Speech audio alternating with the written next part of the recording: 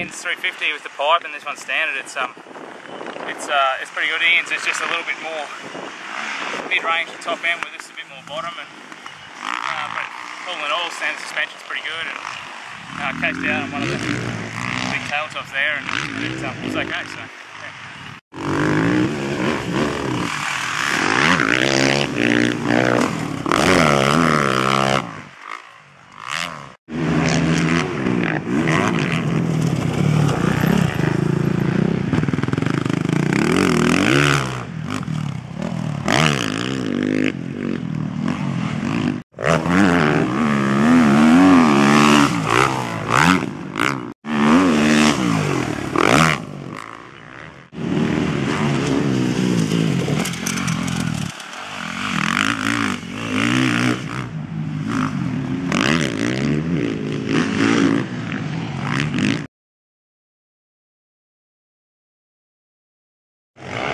Talking about the 350 and the 450, well, the first initial ride has been interesting.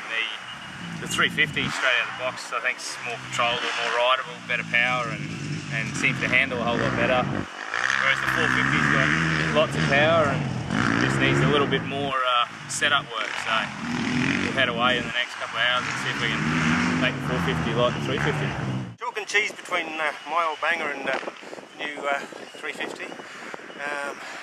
Yeah, so easy to ride fast. Obviously being set up for a supercross track or a motocross track, it handles a lot better. Well, it feels like it handles better to my skill anyway. Yeah, the Vortex ignition with both the maps makes a huge difference.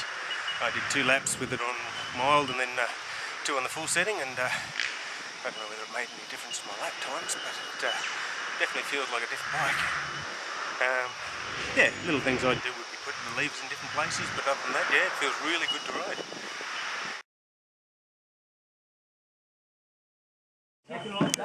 I'm here with Nathan Castle, KTM 350 SXF owner. Nathan, what have you done with your bike? My bike's pretty much stock standard still, suspension wise as well. I've played around with the clickers a little bit, just for personal preference. Slowed the rebound down a touch as well. Still running the stock exhaust, and the really additions I've done, graphics kit, hand guards, beam aluminium bash plate, and I've put a Vortex ignition on it, which gives you, a lot of options with the ignition curving. I found it, really beneficial. I started out obviously wanting to ride a smaller bike than the 450.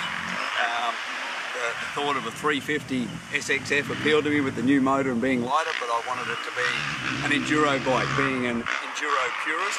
So I hence set about ordering as much stuff and turning it into an EXC, or as close as I think to what they might come out like.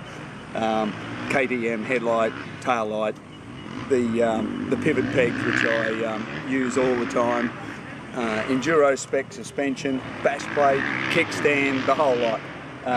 Steering damper, just like I've set up my 450s in the past.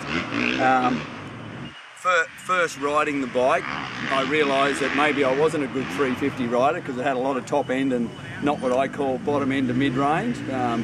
So with the addition of a Vortex ignition and playing around with that and the Acropovic slip-on, we've been able to develop a lot more low end and a lot more rideable for me in the bush anyway. It's now done about 20 hours on the bike, mostly in the bush, a little bit on a motocross track today, but it is a very, very sweet thing to ride. It's a lot lighter for me to stop down hills, turn around, and I eagerly await the actual EXC, and hopefully we can get it to go as good as we can this one.